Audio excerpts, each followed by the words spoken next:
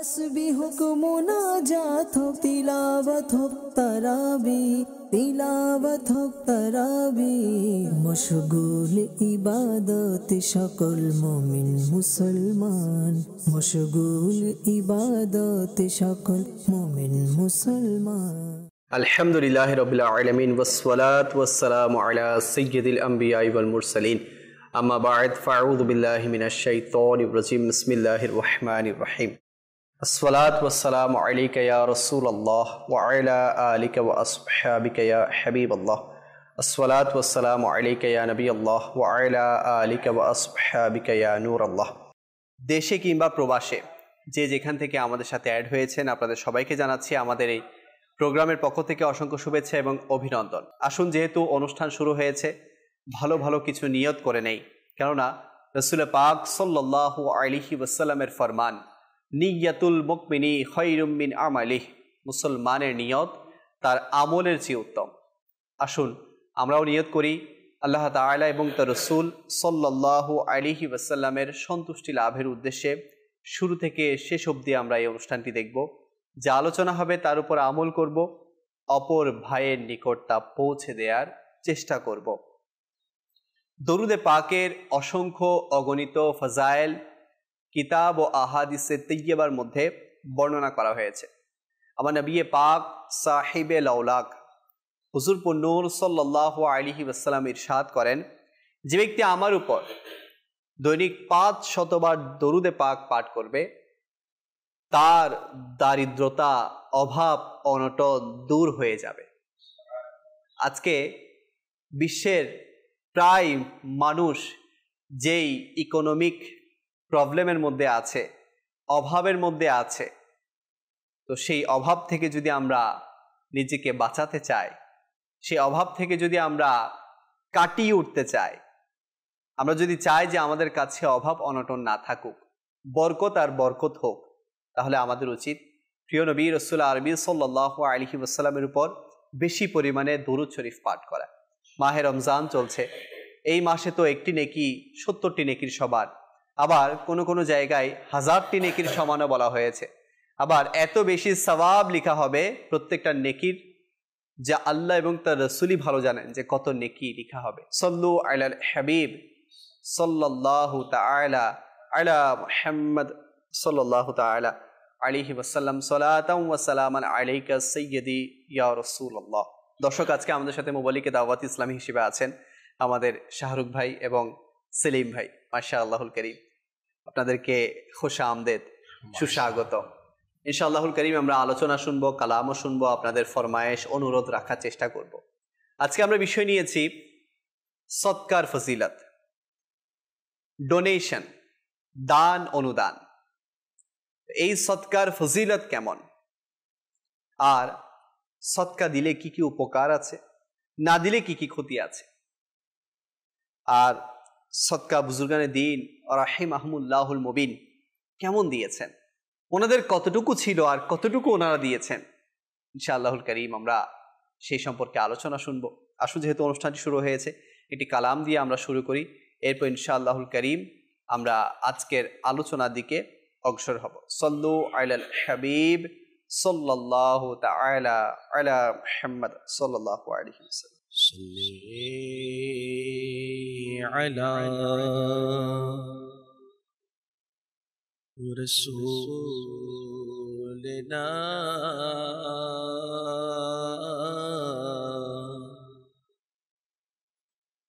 সাল্লি আলা মুহাম্মাদিন সাল্লি আলা নবিয়িনা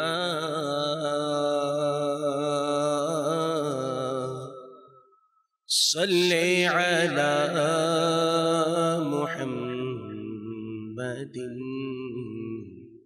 সাল্লি আলা কারীমিনা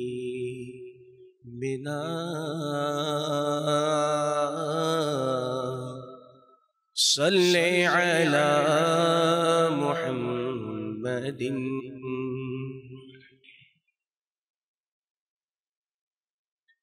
ভালোবাসি ভালোবাসি প্রিয় নবীকে ভালোবাসি ভালোবাসি প্রিয় নবীকে আমরা আল্লাহ আর নবীকে ভালোবাসি আমরা আল্লাহ আর নবীকে ভালোবাসি তাই তো মোরা জান্নাতেরি অধিকারী তাই তো মোরা জান্নাতেরি অধিকারী ভালোবাসি ভালোবাসি প্রিয় নবীকে ভালোবাসি ভালোবাসি প্রিয় নবীকে আবু বকর উমর উসমান আলী আবু বকর উমর উসমান আলী সব সাহাবীকে মোরা ভালোবাসি সব সাহাবীকে মোরা ভালোবাসি ভালোবাসি ভালোবাসি প্রিয় নবীকে ভালোবাসি ভালোবাসি প্রিয় নবীকে প্রিয় নবী হাসান হুসেন ফাতিমা আলী প্রিয় নবী হাসান হুসেন ফাতিমা আলী পাক পঞ্জতন কে বুরা ভালোবাসি औलाद रसूल के मोरा ভালোবাসি ভালোবাসি ভালোবাসি প্রিয় নবীকে ভালোবাসি ভালোবাসি প্রিয় নবীকে আমরা আল্লাহ আর নবীকে ভালোবাসি আমরা আল্লাহ আর নবীকে ভালোবাসি তাই তো মোরা জান্নাতেরি অধিকারী ভালোবাসি ভালোবাসি প্রিয় নবীকে ভালোবাসি ভালোবাসি প্রিয় নবীকে মাশাআল্লাহুল কারীম মাশাআল্লাহ। হ্যাঁ, সত্য যে আমরা আমার প্রিয় নবী সাল্লাল্লাহু আলাইহি ওয়াসাল্লামকে বেহাদ মহব্বত করি, ভালোবাসি। আর নবীকে মহব্বত করা ঈমানের দাবি। যে ব্যক্তির অন্তরে নবীর ইশক, মহাব্বত, ভালোবাসা থাকবে না, তার আমলের কোনো গুরুত্ব থাকবে না, তার আমলের কোনো মানে কবুলিয়তের কোনো গ্যারান্টি থাকবে না। তো এজন্য নবীকে মহব্বত করা, ভালোবাসা, এটা সবাইকে ধারণ করতে হবে। আল্লাহ পাক আমাদের সবাইকে আমার প্রিয় নবী সাল্লাল্লাহু আলাইহি ওয়াসাল্লামকে সবচেয়ে বেশি মহব্বত করার সে তৌফিক দান করুক। আসুন আমরা আলোচনার দিকে যাব। আজকের বিষয় হচ্ছে সদকার ফজিলত। সদকার ফজিলতের ব্যাপারে মাশাআল্লাহুল কারীম আমরা শুরুতেই বলবেন এই বিষয়টা আমি ক্লিয়ার করে দিই। অর্থাৎ আপনার সমস্ত ইবাদত কবুল হওয়ার পূর্ব শর্ত এটা আবশ্যক, আবশ্যক হচ্ছে আমার নবীর মুহাব্বত। বেশক বেশক, আমার নবীকে ভালো না বাসলে আমলই হবে না। জি শাহরুখ ভাই, সদকার ফজিলত। মাদানী চ্যানেলের দর্শক শ্রোতা, আজকের যে বিষয়টি নেওয়া হয়েছে সদকার ফজিলত সম্পর্কে, খুবই চমৎকার একটি বিষয় যে এই সদকা কিন্তু রমজানুল মুবারকের সাথে ওতপ্রোতভাবে জড়িত রয়েছে। কেননা রমজানুল মুবারকে মানুষ অন্যান্য সময়ের চেয়ে বেশি পরিমাণে দান সদকা করে থাকে। কেননা আল্লাহ তাআলা রমজানুল মুবারকে মানুষের দান সদকা এগুলোর সওয়াবকে বাড়িয়ে দেন, আর লোকেরা তাতে উৎসাহিত হয়ে আল্লাহ তাআলার রাস্তায় দান করে। সুবহানাল্লাহ। কিন্তু দান করার মধ্যে আসলে অনেকগুলো বিষয় জড়িত রয়েছে, যে আপনার নিয়ত কেমন, বা আপনি কি হিসেবে দান করছেন, কোথায় দান করছেন, এমন অনেকগুলো বিষয় জড়িত রয়েছে। এবং দান করা, আপনি যে দানটি করছেন সেটি কি যথাযথ জায়গায় পৌঁছেছে কিনা, সেটিও একটি বিষয় রয়েছে। পরিপূর্ণ বিষয়গুলো নিয়ে ইনশাআল্লাহুল কারীম আলোচনা হবে। শুরুতেই আল্লাহ তাআলা পবিত্র কোরআনে দান সদকার বিষয়ে সূরা বাকারা 261 নং আয়াতে আল্লাহ তাআলা ইরশাদ করেন, কানজুল ঈমান থেকে অনুবাদ, বিসমিল্লাহির রহমানির রহিম। আল্লাহ তাআলা ইরশাদ করেন যে তাদের উপমা যারা আপন সম্পদ আল্লাহ তাআলার পথে ব্যয় করে, সেই শস্য বীজের ন্যায়, যা উৎপাদন করে 7টা শীষ, প্রত্যেক শীষে 100 শস্যকণা, এবং আল্লাহ তা থেকেও অধিক বৃদ্ধি করেন যার জন্য চান। সুবহানাল্লাহ। লিয়াকত ভাই, সদকা করার ফজিলত কেমন, বরকত, এ সম্পর্কিত একটি ঘটনা কিতাবের মধ্যে, উয়ুনুল হেকায়াত নামক কিতাবের মধ্যে খুব চমৎকারভাবে, ঘটনাটি অনেক লম্বা যদিও বা আমি ইনশাআল্লাহ সংক্ষেপে বলবো। এটি পড়ছিলাম, খুবই ভালো লাগছিল যে আসলে ইনারা কেমন আল্লাহ তাআলা বান্দাদেরকে ধন সম্পদ দিয়ে কেমনভাবে পরীক্ষা করে থাকেন। কিতাবের মধ্যে এগুলো ঘটনা হিসেবে এসেছে, যে আমাদের জন্য শিক্ষণীয় বিষয় কি। তো ওই বনি ইসরায়েলের মধ্যে আমার নবী করিম সাল্লাল্লাহু তাআলা আলাইহি ওয়াসাল্লামের হাদিসে মোবারকার উদ্ধৃতি দিয়ে এর রেওয়ায়াত বর্ণনা হয়েছে। তো এটি বুখারী শরীফের রেওয়ায়াত হিসেবে বর্ণনা হয়েছে। তো বলা হচ্ছে যে বনি ইসরায়েলের 3 জন ব্যক্তি ছিল, যাদের মধ্যে একজন কুষ্ঠ অর্থাৎ শ্বেতরোগ, মানুষের শরীরের রক্ত যদি নষ্ট হয়ে যায় তখন তার শরীরে সাদা সাদা দাগ সৃষ্টি হয়ে যায়, যেগুলো শ্বেতরোগ বা কুষ্ঠরোগ বলে থাকে, কুষ্ঠরোগী। তো এরকম একজন, এরপর দ্বিতীয় জনের মাথায় টাক ছিল এবং তৃতীয় জন অন্ধ ব্যক্তি ছিল। তো আল্লাহ তাআলা এই 3 জন ব্যক্তিকে পরীক্ষা করবেন, আর একজন ফিরিস্তা ওনাদের কাছে পাঠালেন মানুষের আকৃতিতে। তো ওই ফিরিস্তা সর্বপ্রথম আপনার যিনি কুষ্ঠরোগী তার কাছে গেল এবং জিজ্ঞাসা করলেন যে আপনার নিকট কোন জিনিসটি পছন্দনীয়। তখন ওই ফিরিস্তা, এই ব্যক্তিটি, কুষ্ঠরোগীটি বলল যে আমার নিকট সুন্দর রং এবং চামড়া পছন্দ, কেননা মানুষ আমার এই রং দেখে এবং আমার চামড়ার এই যে সাদা দাগগুলো দেখে আমাকে ঘৃণা করে, আমি চাই যে আমার এটা ভালো হয়ে যাক। তখন সেই ব্যক্তিটি, অর্থাৎ সেই ফিরিস্তাটি যেটি মানবীয় আকৃতিতে ছিল, ওনার শরীরের মধ্যে হাত বুলালেন, আর আল্লাহ তাআলার দয়ে সাথে সাথে ইনার কুষ্ঠরোগ ভালো হয়ে গেল।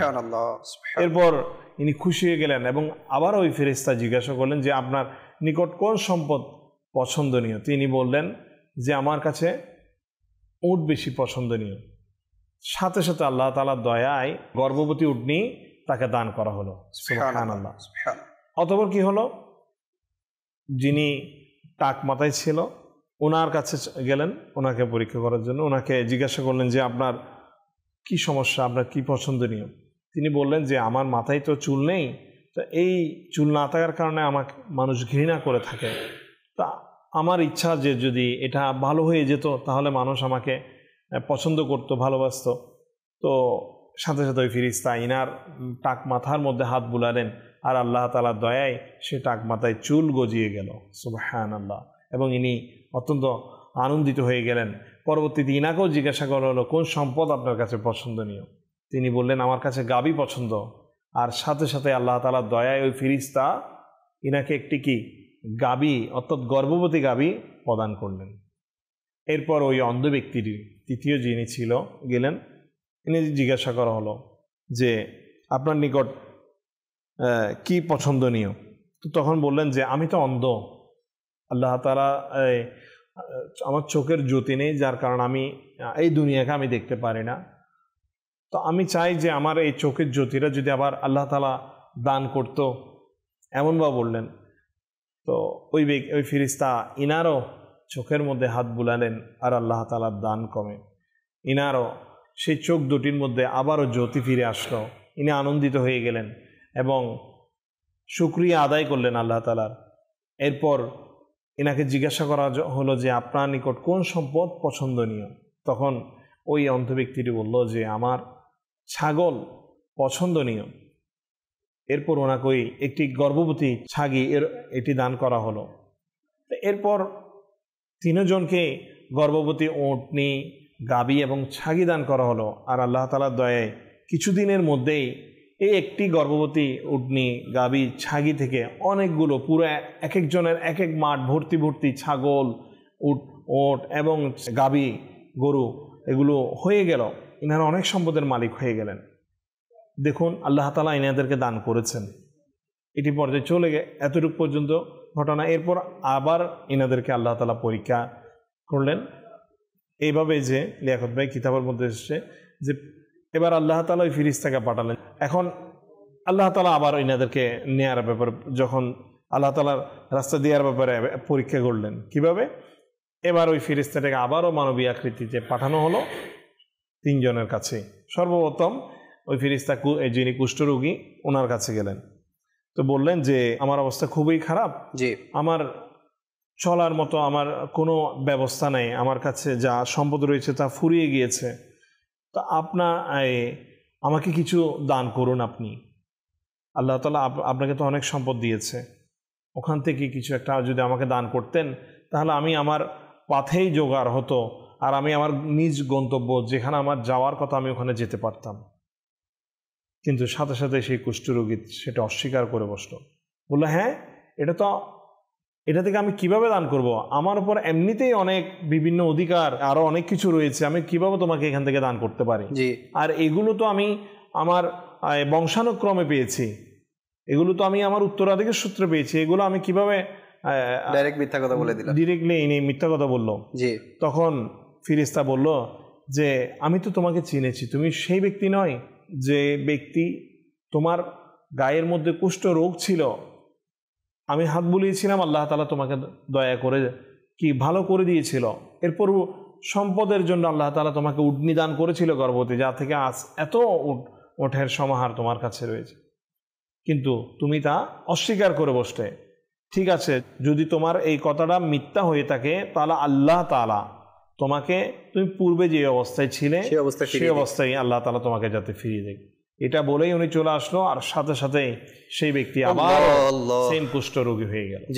এরপর দ্বিতীয় ব্যক্তি পরীক্ষা করতে গেলেন, ইনি তো টাকমাথা বিশিষ্ট ছিল, ইনাকে গাভীর দান করাইছিল, তো ইনি বলছেন যে আমার তো পাথর এসে আমি অমুক একটা জায়গায় যাব, কিভাবে যাব, এখন আমার কাছে যাওয়ার কোনো বাহনও নেই, আপনি যদি আমাকে একটি গাভী দান করতেন আমার কিছু পাথেও জোগাড় হতো, আর আমি এটি নিয়ে চলে যেতে পারতাম আমার গন্তব্যে। সাথে সাথে সেই মাথায় টাক বিশিষ্ট ব্যক্তি যিনি এখন ভালো হয়েছে তিনিও অস্বীকার করলো প্রথম ব্যক্তির মতো, আর অস্বীকার করার সাথে সাথেই সেই ফেরেশতা বলল যে তোমার কথাও যদি মিথ্যা হয়ে থাকে আল্লাহ তাআলা তোমাকে পূর্বের অবস্থায় ফিরিয়ে দিক। সাথে সাথে আল্লাহ তাআলা ইনাকেও পূর্বের অবস্থায় ফিরিয়ে দিক। এরপর আস্তে আস্তে তৃতীয় ব্যক্তির নিকট আসলো। সুবহানাল্লাহ, দেখুন কেমন বান্দা আল্লাহ তাআলার বান্দা এখন কেমন হয়ে থাকে।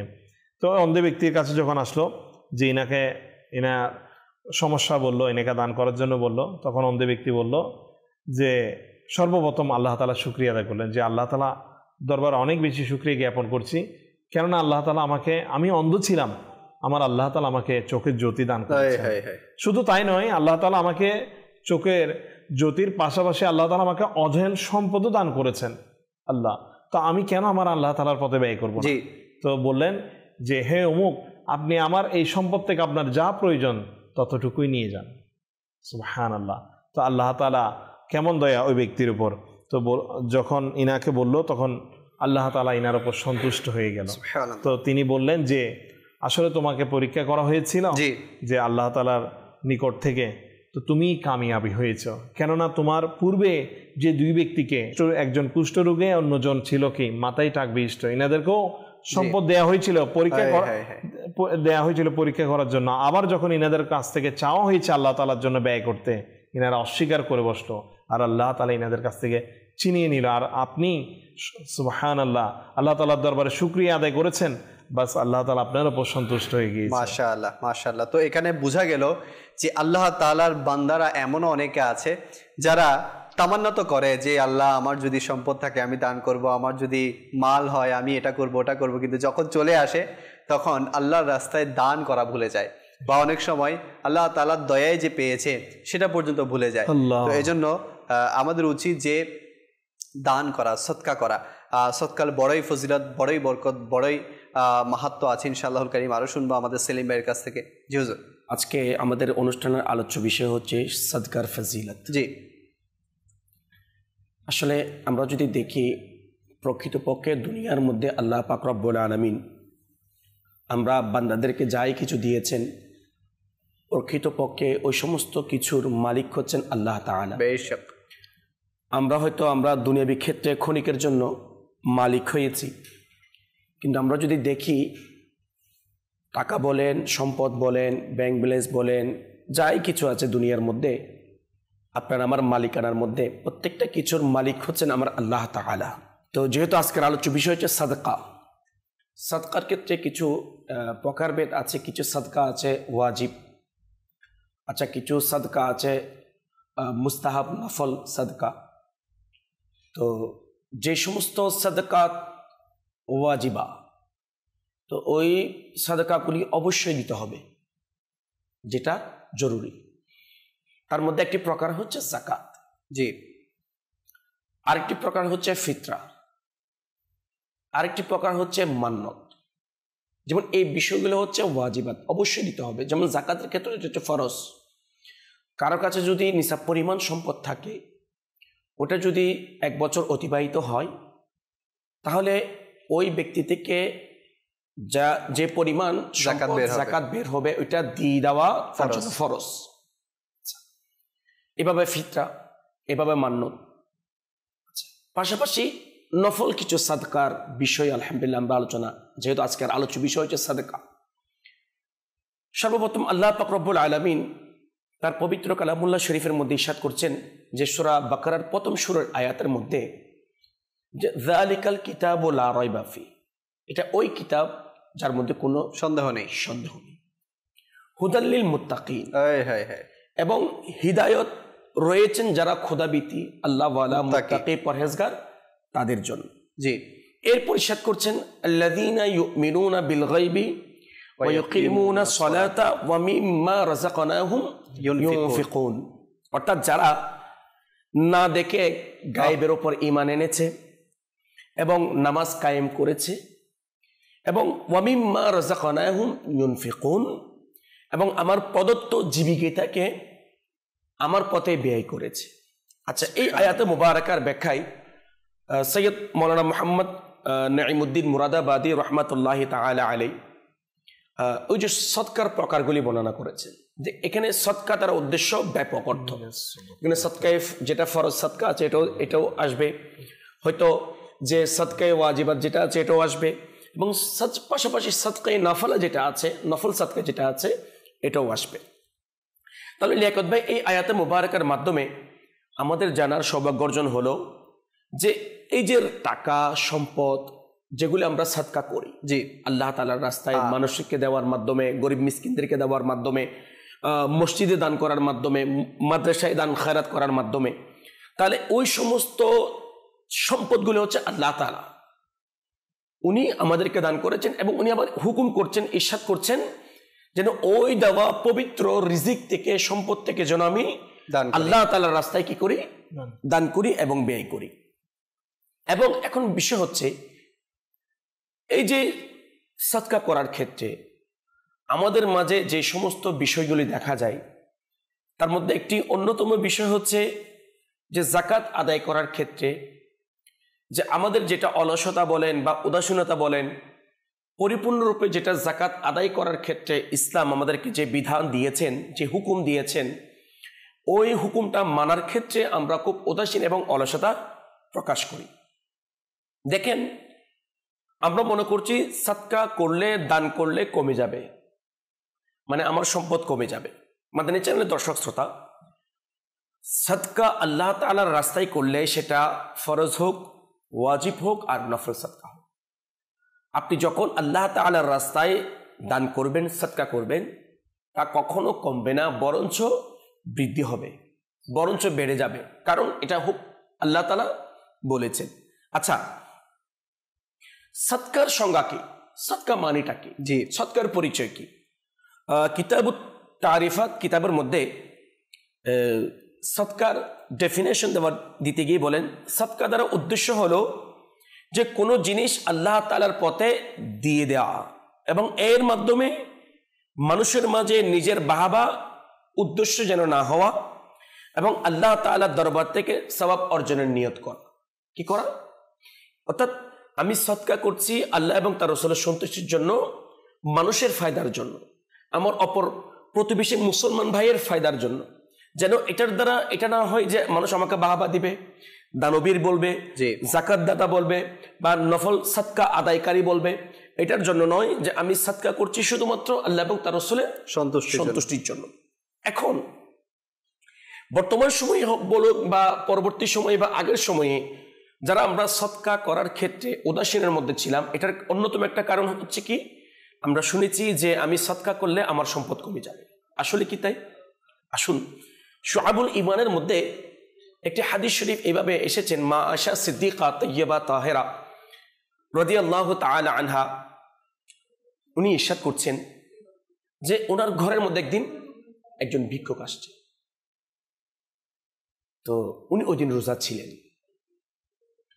তো উনি ওনার যিনি ঘরের খাদেমা ছিলেন ওনাকে বললেন যে ঘরের মধ্যে যা কিছু আছে দিয়ে দাও। লিয়াকত ভাই ওনার খাদেমা ওনাকে বললেন যে ঘরের মধ্যে একটি রুটি ছাড়া আর কিছুই নেই। কয়টি রুটি? একটা রুটি। বর্তমান সময়ে আমাদের ঘরের মধ্যে অনেক কিছু আছে, এরপরও যখন অনেক সময় দেখা যায় আমাদের পকেটে অনেক টাকা আছে, আমাদের দোকানের কাছে আমরা ব্যবসায়ী যারা আছে ভিক্ষুকরা আসে, সাইল করে প্রশ্ন করে চায়, আমরা কি বলি? নাই। দেখেন আমার মা আয়েশা সিদ্দিকা তাইয়্যিবা তাহেরা রাদিয়াল্লাহু তাআলা আনহা এর ঘরের মধ্যে কয়টা রুটি? একটা, রোজা অবস্থায়। তো ওটা দিয়ে দেওয়ার জন্য বললেন কাকে? ভিক্ষুককে। যখন যিনি খাদেমা ছিলেন উনি বললেন, হে আমার মা আয়েশা, যে এটা তো আপনার ইফতারের জন্য আছে, মানে আপনি ইফতার করার জন্য ঘরের মধ্যে কিছুই নেই, শুধুমাত্র একটি রুটি ছাড়া। তখন আমার মা আয়েশা সিদ্দিকা রাদিয়াল্লাহু তাআলা আনহা বললেন, দিয়ে দেন। কি দাও? দিয়ে দাও, টেনশন করিও না, দিয়ে দাও। তখন ওই খাদেমা ওই ভিক্ষুকে একটি রুটি দিয়ে দিলেন। তার সময় এখনো হয়নি। তখন কিতাবের মধ্যে বলা হচ্ছে এই রাওয়ায়াতের মধ্যে যে দুটি বর্ণনা আছে, একটি হচ্ছে আহলে বাইতের সদস্যের পক্ষ থেকে হতে পারে অথবা অন্য কারো পক্ষ থেকে হতে পারে যে মা আয়েশা সিদ্দিকা রাদিয়াল্লাহু তাআলা আনহা এর ঘরের মধ্যে একটি পরিপূর্ণ ছাগল ভুনাকৃত গোশত সহকারে পাঠিয়ে দেওয়া হয়েছে তোহফা স্বরূপ। সুবহানাল্লাহ। মানে যখন এই জিনিসটা আসলো তখন মা আয়েশা সিদ্দিকা রাদিয়াল্লাহু তাআলা আনহা ওনার খাদেমাকে বললেন, এখান থেকে খাও, যেটা ওই রুটি থেকে উত্তম ছিল।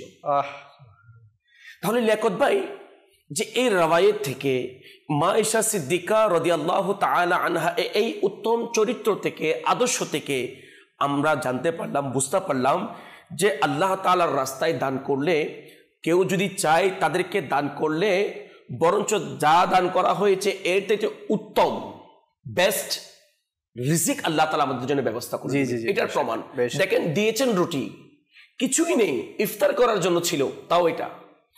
আর ওটা আল্লাহ তাআলার রাস্তায় সাইলকে যিনি চেয়েছেন, ভিক্ষুককে দিয়ে দিয়েছেন, প্রশ্নও করেন নাই, চিন্তাও করেন নাই ইফতার কি দিয়া করব, সারাদিন রোজা উপবাস ছিলাম।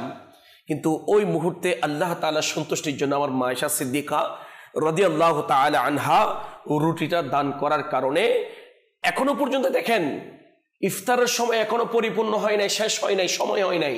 ইফতার হওয়ার আগে আগে উত্তম ইফতার আমার আল্লাহ তাআলা আমার মা আয়েশার জন্য ব্যবস্থা করে দিয়েছেন। তো যেখানে মা আয়েশা সিদ্দিকা রাদিয়াল্লাহু তাআলা আনহার জন্য ব্যবস্থা করেছেন, আপনি আমি যদি দান করি আল্লাহ তাআলা কি দিবেন না? অবশ্যই, অবশ্যই 100% দিবেন, 100% দিবেন। ওই কারণে বুখারী শরীফের মধ্যে একটি হাদিস শরীফ আসমা বিনতে আবু বকর সিদ্দিক রাদিয়াল্লাহু তাআলা আনহুমা থেকে বর্ণিত, তিনি বলেন যে তোমরা সদকা করার ক্ষেত্রে তোমাদের হাতকে সংকুচিত করিও না। এখন তো আমরা সদকা করি, দান করি কোনটাকে? যে আমরা পকেটে হাত দিই, যেটা ছিটা ফাটা একদম পুরাতন হয়ে যায়, ওই টাকাটা আমরা মসজিদে, মাদ্রাসায়, ভিক্ষুক যারা চাই তাদেরকে দিয়ে দিই। আচ্ছা, ঘরের মধ্যে যখন কেউ যদি আসে যে আমরা যে খাবার খেতে পারি না, বাসি হয়ে যায়, রয়ে গেছে, ওই খাবারটা আমরা কি করি? যে ভিক্ষুককে দিই, যিনি চাই তাকে দিই। কিন্তু যে আমার আসমা বিনতে রাদিয়াল্লাহু তাআলা আনহা উনি ইরশাদ করছেন, আমার রাসূল বলছেন বুখারী শরীফের মধ্যে যে তোমরা সদকা করার ক্ষেত্রে হাতকে সংকুচিত করিও না, অর্থাৎ তোমরা দিল খুলে সদকা করো। কারণ যে দুনিয়ার মধ্যে দুনিয়ার জন্য যাই কিছু খরচ করবে, প্রকৃতপক্ষে এটা তোমার সম্পদ নয়, এটা তোমার নয়। যেটা তুমি দুনিয়ার মধ্যে আল্লাহ তাআলার জন্য খরচ করবে, আল্লাহ তাআলার রাস্তার জন্য খরচ করবে, দ্বীনের জন্য খরচ করবে, ইসলামের জন্য খরচ করবে, আমার নবীর সুন্নতের জন্য খরচ করবে, আল্লাহ তাআলার মসজিদ শরীফের জন্য খরচ করবেন এবং মাদ্রাসার জন্য খরচ করবেন, যে ওই দানটা, ওই টাকাটা, ওই সম্পদটা কিয়ামতের ময়দানে তোমার অ্যাকাউন্টে জমা হবে, অ্যাকাউন্ট থেকে জমা হচ্ছে, এবং এটাই হচ্ছে তোমার প্রকৃত সম্পদ। কিন্তু তুমি দুনিয়ার জন্য যে সম্পদ, যে টাকা খরচ করবে, এটা তোমার নয়, বরঞ্চ এমনও হতে পারে আল্লাহ তাআলার পানা ওই সম্পদ তোমাকে কাল কিয়ামতের ময়দানে জাহান্নামে নিয়ে যেতে পারে, যদি খারাপ রাস্তায় খরচ করা হয়, যদি গুনাহের রাস্তায় খরচ করা হয়। ওই কারণে আমার রাসূল আমাদেরকে সতর্ক করছেন, তোমরা সাদকা করার ক্ষেত্রে, দান করার ক্ষেত্রে তোমাদের হাতকে সংকুচিত করিও না। কারণ যদি তোমরা সংকুচিত করো তাহলে তোমাদের বেলাও আল্লাহ তাআলার পক্ষ থেকে সংকুচিত করে দেওয়া হবে। মানে এই যে নিয়ামত, আমাদের অনেক কিছু প্রয়োজন, টাকার প্রয়োজন, থাকার প্রয়োজন, রিজিকের প্রয়োজন, খাবারের প্রয়োজন, অসুস্থতা হলে চিকিৎসার প্রয়োজন, সেবার প্রয়োজন, অনেক কিছুর প্রয়োজন। যদি আমরা আল্লাহ তাআলার রাস্তায় দান করার ক্ষেত্রে যে কৃপণতা করি, অলসতা করি, হাতকে সংকুচিত করি, কম দিই, আমার তৌফিক অনুযায়ী যদি না দিই, এখন তো আমাদের তৌফিক আছে লাখ টাকা দেওয়ার, আমি দিই 1000 টাকা। আমার তৌফিকে আছে 1000 টাকা দেওয়ার, আমি দিই 100 টাকা। আমার তৌফিকে আছে 100 টাকা দেওয়ার, আমি দিই 5 টাকা, 1 টাকা নয়। মাদানী চ্যানেলের দর্শক শ্রোতা, আজকের আমাদের আলোচ্য বিষয় হচ্ছে সাদকার ফজিলত। দেখেন, আমরা বারবার শুনি, মাদানী চ্যানেলের মাধ্যমে শতবার শুনে এসেছি। অনুরোধ করব যে এই রাওয়ায়াত থেকে, এই মায়েশা সিদ্দিকা রাদিয়াল্লাহু তাআলা আনহা এর উত্তম ঘটনা থেকে এবং আমার আল্লাহ তাআলার এই আয়াতে মুবারাকা থেকে আমরা এটা নিই যে সাদকা করলে, আল্লাহ তাআলার রাস্তায় দান করলে বরঞ্চ আপনার সম্পদ বৃদ্ধি হবে, আপনার রিজিক বৃদ্ধি হবে এবং এর মাধ্যমে আপনার পরকাল সুন্দর হবে এবং এর মাধ্যমে যে আল্লাহ তাআলা চাইতো মুসিবত থেকে পরকালে যেটা পেরেশানি, সেটা বাঁচার একটা উত্তম মাধ্যম হবে। সেই জন্য আল্লাহ পাক রব্বুল আলামিন আমাদের সবাইকে দিল খুলে, যেভাবে মায়েশা সিদ্দিকা চিন্তা করেন না ইফতারের জন্য কি থাকবে, ইফতার কি দিয়ে করব, এবং আসমা রাদিয়াল্লাহু তাআলা আনহা এর মাধ্যমে আমাদেরকেও জানিয়ে দিয়েছেন সাদকা করার ক্ষেত্রে আমরা যেন উত্তমটা যেন আল্লাহ তাআলার রাস্তায় দান করি। আরেকটি বলে ইনশাআল্লাহ শেষ করছি, পরবর্তী বিষয়ে আসছি। যেমন উত্তম সাদকা আমরা করি না, নিজের প্রিয় বস্তু আল্লাহ তাআলার রাস্তায় আমরা সাদকা করি না। যেটা আমি পছন্দ করি না ওটা আমি আমার ভাইকে দিই, যেটা আমি পছন্দ করি না, যেটা আমার ভালো লাগে না, যে আমাদের সমাজের মধ্যে আমাদের মধ্যে দেখা যায়, ওটা আমি মসজিদ মাদ্রাসায় দান করি। কিন্তু আল্লাহ তাআলা বলছেন 4 নম্বর পারার শুরুতেই, লান তানালুল বিররা হাত্তা তুনফিকু মিম্মা তুহিব্বুন।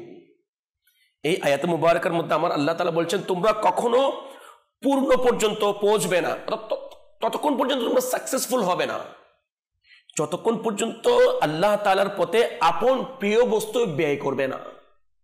অর্থাৎ আল্লাহ তাআলার প্রিয় বস্তু, আমার প্রিয় বস্তু যে সবচেয়ে যেটা পছন্দনীয় জিনিস, যেটা আমি আল্লাহ তাআলার রাস্তায় দান করব না, ততক্ষণ পর্যন্ত আমি পরিপূর্ণ সাকসেসফুল হব না, ততক্ষণ পর্যন্ত আমি দুনিয়া এবং আখিরাতের মধ্যে সাকসেসফুল হব না, ততক্ষণ পর্যন্ত আমি মওলার সন্তুষ্টি পাবো না। তো সেই জন্য আল্লাহ পাক রব্বুল আলামিন এই আয়াত মুবারাকার মাধ্যমে আপনাকে আমাকে জানিয়ে দিচ্ছেন। আচ্ছা, এরপর বলছেন ওয়ামা তুনফিকু মিন শাইইন ফাইন্নাল্লাহা বিহি আলিম। এখন আমি মনে করছি আমি তো দান করে দিচ্ছি, কেউ দেখছে না, আমার অন্তরের খবর কি কেউ জানে? কিন্তু এই আয়াতে মুবারাকার মধ্যে আমার বলছেন তোমরা যা কিছু ব্যয় করো তা আল্লাহ তাআলার জানা আছে। যে আপনি যে দান করছেন আল্লাহ এবং তার রাসূলের সন্তুষ্টির জন্য করছেন না মানুষের কাছ থেকে বাহবা পাওয়ার জন্য করছেন? আচ্ছা, আপনি কি দান করছেন যে এটাকে আপনার সবচেয়ে প্রিয় বস্তু, বেস্ট, ওটা দান করছেন, না আপনার যেটা অপছন্দনীয়, যেটা আপনার কাছে রাখতে পছন্দ হয় না, ভালো লাগে না, ওটা দান করছেন? সেই জন্য আল্লাহ পাক রব্বুল আলামিন আমাদেরকে রমজান শরীফ, যেটা আমার শারুক ভাই শুরুতে বলেছেন, যে রমজান মাস এটা এমন একটি মাস যে মাসের মধ্যে যে সাদকা করার প্রবণতা বেড়ে যায়, উৎসাহ বেড়ে যায়। আলহামদুলিল্লাহ দেখা যায় মুসলমান সমাজের মধ্যে আমরা অধিক পরিমাণে সাদকা করি। তো সেই জন্য আমি আমার আখিরাতকে সুন্দর করার জন্য, পরকালে মুক্তি পাওয়ার জন্য, দুনিয়ার মধ্যেও আরামে থাকার জন্য, ভালো থাকার জন্য, আল্লাহ তাআলার রহমত পাওয়ার জন্য সাধ্য অনুযায়ী দিল খুলে আল্লাহ তাআলার সাদকা, আল্লাহ পাক আমাদের সবাইকে আমিন আমল করার তৌফিক দান করুক। মাল ধন দৌলত তো অনেকের আছে, কিন্তু সদকা করার মন মানসিকতা কারণেই। একজন খুব সুন্দর বলেছে, যদি দুনিয়ার মধ্যে সবাই পরিপূর্ণ জাকাত, ফিতরা এবং সদকা দিত না, তাহলে দেশের মধ্যে হয়তো বা অভাব অনটনই থাকতো না। অবশ্যই, হ্যাঁ, এটা হচ্ছে হক কথা, সত্য কথা। যে জাকাতের অন্যতম ফায়দা হচ্ছে যে দারিদ্রতা দূর হবে। জি, যে দেশের মধ্যে পরিপূর্ণ জাকাত আদায় করা হবে, যে ওই দেশ থেকে, ওই সমাজ থেকে দারিদ্রতা দূর হয়ে যাবে, চলে যাবে। এটা একদম 100% কথা। কেননা কারো কোটি কোটি টাকা শুধু জাকাতই আসে, কোটি টাকা সম্পদ না, কোটি কোটি টাকা জাকাত আসে। তো এনারা যদি আসল যারা দারিদ্র আছে, আসল যারা হকদার, তাদেরকে দিয়ে দেয়, তাহলে দরিদ্রতার কোনো লেশ মাত্র আমাদের সমাজের মধ্যে থাকা। আচ্ছা, এখানে আরেকটা পয়েন্ট আমি শেয়ার করব। এখন তো আমরা দেখা যায় আমরা জাকাত দিই, পরিপূর্ণ তো দেই না, যাই দিই কিরকম দেই, কাউকে 1000 টাকা, 2000 টাকা, একটা লুঙ্গি, একটা লুঙ্গি, অনেক মারামারি হয় এই 1000 টাকার জন্য, কত কষ্ট হচ্ছে।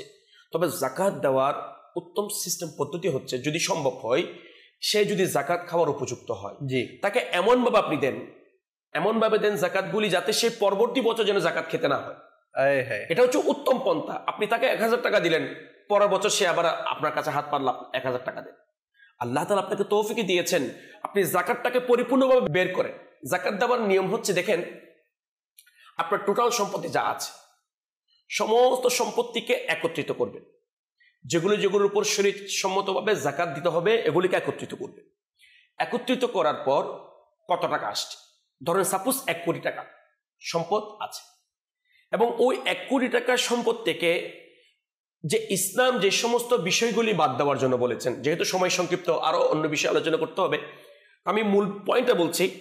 আপনার সম্পত্তি সমস্ত কিছু একত্রিত করার পর যে ইসলাম শরীয়ত সম্মতভাবে যে সমস্ত বিষয়গুলি ওই মূল সম্পত্তি থেকে বাদ দিতে হবে। কর্জ আছে, ঋণ আছে। জি জি, আমি আপনি তো বলেই দিয়েছেন, কর্জ আছে বা কারেন্ট বিল আছে, আপনার ঘরের মধ্যে যারা মৌলিক চাহিদা আছে, ওই সমস্ত বিষয়গুলি বাদ দেওয়ার পর যে সম্পদ থাকবে, সাপোজ আপনি 1 কোটি টাকা আপনার মূল সম্পদ, আপনার ওইখান থেকে 50 লাখ টাকা বাদ গেল, আর 50 লাখ টাকা আপনার বাকি আছে।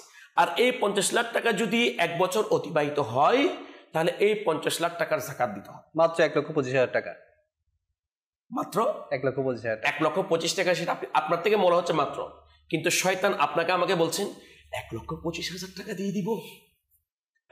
আল্লাহু আকবার। শয়তান আমাদেরকে কি দিচ্ছে, যেভাবে কারুনকে ধ্বংস হয়েছে কিভাবে, যখন আল্লাহ তাআলার পক্ষ থেকে ওহী আসলে যাকাত দেওয়ার জন্য, সে যখন অনেক সম্পত্তির যাকাত বের হলো, তো অনেকগুলি সম্পত্তি দিয়ে দিত। প্রথমে তো স্বাচ্ছন্দ্যে কবুল করেছে, হ্যাঁ, পরে দেখুন দেখছে যখন অনেকগুলি সম্পত্তি, তখন শয়তান ওই ফিতনার মধ্যে ফেলে দিয়েছেন, ওই শয়তানের ওয়াসওয়াসার মধ্যে ঢুকিয়ে দিয়েছেন। এইভাবেই বর্তমান সময়ে কিন্তু শয়তান আমাদেরকে কি দিচ্ছে, ওয়াসওয়াসা দিচ্ছে যে আমি 1,25,000 টাকা যাকাত দিয়ে দিব, এতগুলি টাকা।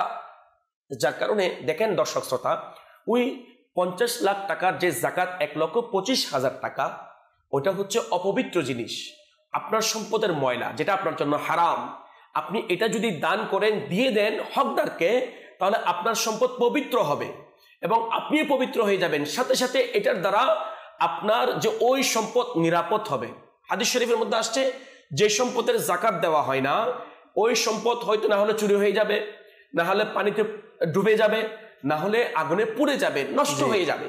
আর আপনি আমি যদি চাই আপনার আমার সম্পদ নিরাপদ থাকুক, হেফাজত থাকুক, অবশ্যই অবশ্যই অবশ্যই আল্লাহ তাআলার পক্ষ থেকে যেহেতু হুকুম ফরজ করে দিয়েছেন যাকাত দিতেই হবে, তাহলে অবশ্যই আপনি আপনার সম্পদের যাকাত দিন।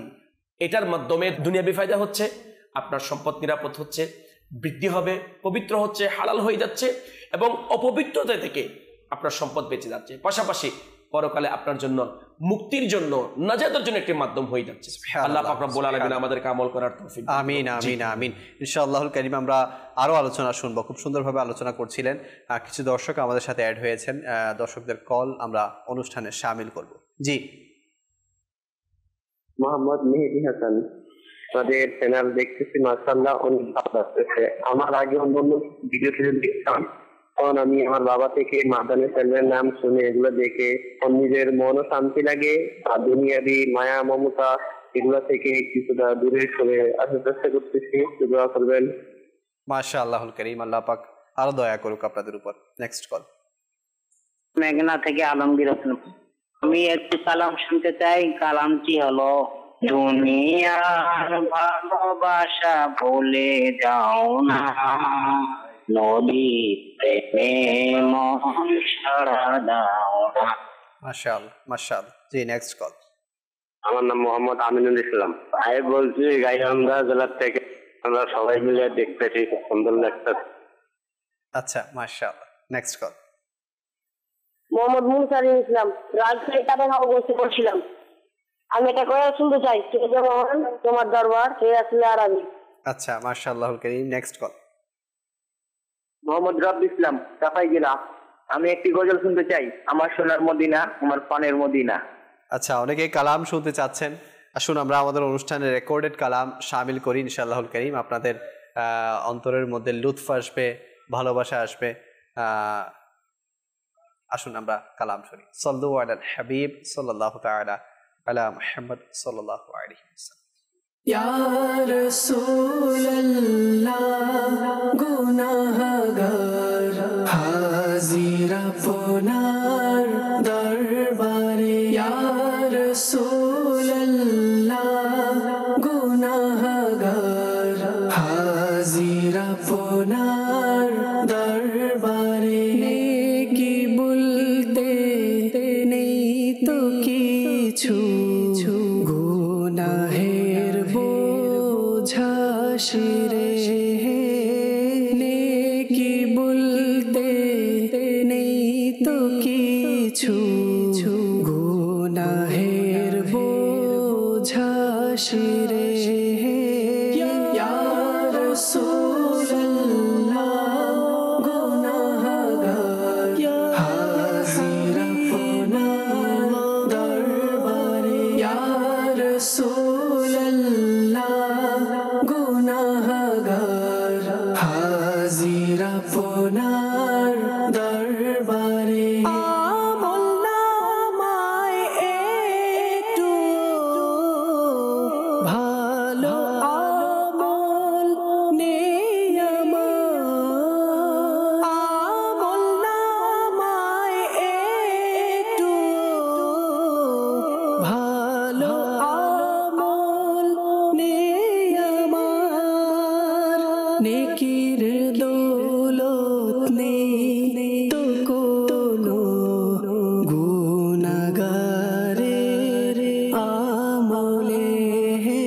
ইয়া রাসূলুল্লাহ গুনাহগার হাজির আপনার দরবারে, ইয়া রাসূলুল্লাহ গুনাহগার হাজির আপনার দরবারে। সবুজ গুম্বজের প্রতি কুরবান হোক এ প্রাণ আমার, সবুজ গুম্বজের প্রতি কুরবান হোক এ প্রাণ আমার। বহুদিনের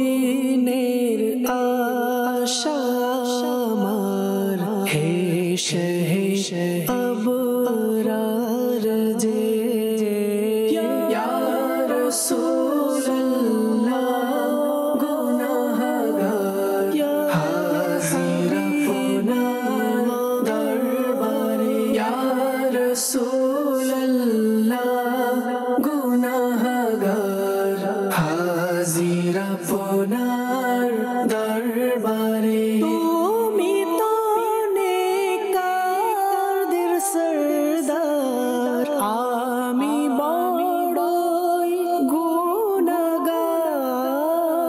তুমি তো নেককারদের সরদার, আমি বড়ই গুনাহগার। তাই তো আমি শাফাতের হই বড় হকদার যে, ইয়া রাসূলুল্লাহ